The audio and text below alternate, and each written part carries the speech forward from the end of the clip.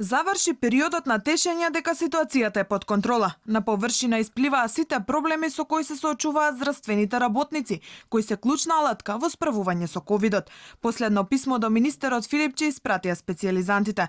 Во него наведуваат дека тие се веќе вклучени во лекувањето, ротираат во своите матични установи и во ковид центрите или брза помош низ државата, но немаат здравствено осигурување и дежурствата не им се платени. Јавноста треба да знае дека најголем дел од приватните специјализанти немаат здравствено осигурување и дежурствата не им се платени.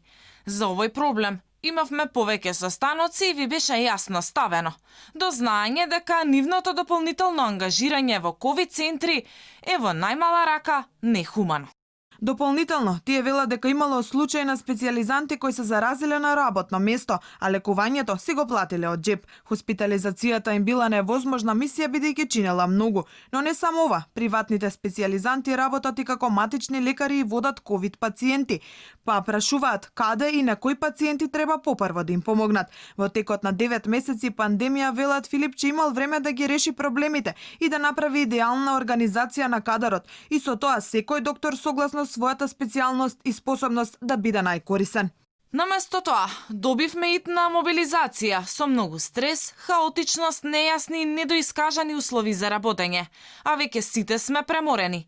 Јавно го прашуваме министерот, дали и понатаму вака ќе се грижите за вашите доктори, за нивното здравје и добросостојбата на нивните семејства.